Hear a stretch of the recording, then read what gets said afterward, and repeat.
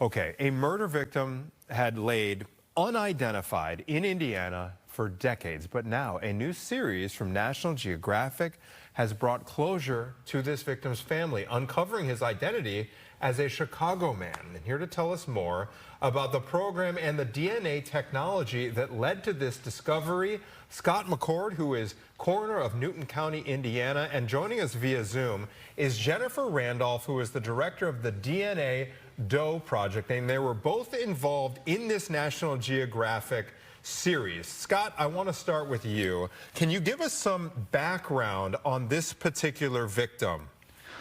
This young man was a victim of Larry Eiler, who was a serial killer back in the 80s, if anybody can remember that.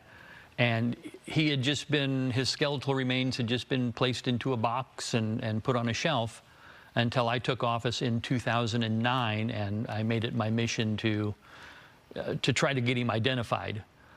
It wasn't until the technologies progressed to where, and then I reached out to the DNA Doe Project, and they ran with it. This is unbelievable. So let's check in with Jennifer, who leads the DNA Doe Project. Jennifer, can you tell us about the mission of this project and tell us why your work is so important in bringing closure to these families?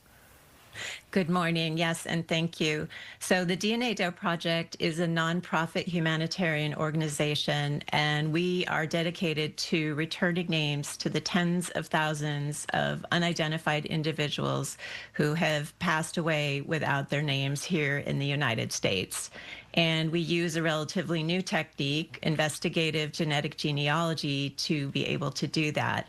And it is because of this new technique that these cold cases, like the one Scott is describing, are finally able to be resolved.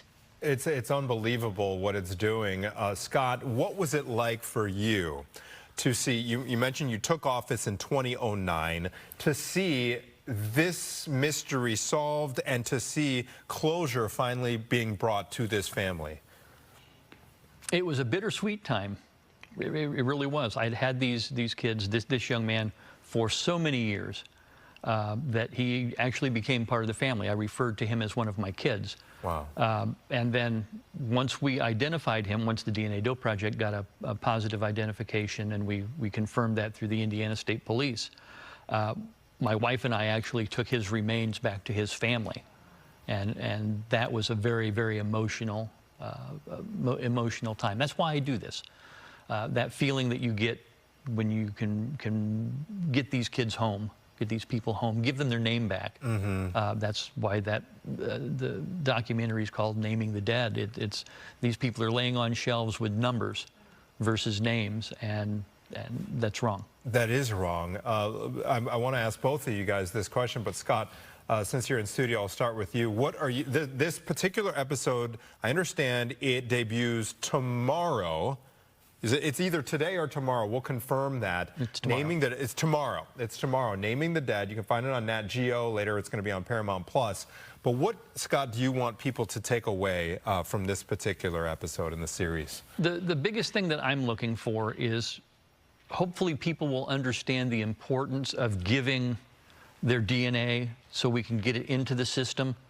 And you may not have somebody that you know is missing in your family, but a second cousin 3 times removed could be missing, somebody you would not know. Mm-hmm. And it could be somebody from years and years ago. This will help us build that database so that the folks like the DNA Doe Project can go back and use the genetic genealogy to locate or to identify who this person is. Jennifer, real quick, we are out of time, but I understand there are 50,000, some 50,000 unnamed bodies throughout the country. Real quick, how effective is your program going to be in making a dent there? Well, we'll make a small dent, but hopefully this series will raise awareness about the extent of this issue, and there will be other people in addition to us working to return names to all of these people and provide answers to their families as well. All right, Jennifer Randolph, I should say, and Scott McCord, thank you so much. Thank you. For being on the program and running us through that again. Naming the Dead, Nat Geo's Naming the Dead premieres tomorrow night. Any fans of storytelling, true crime, for sure check out this series.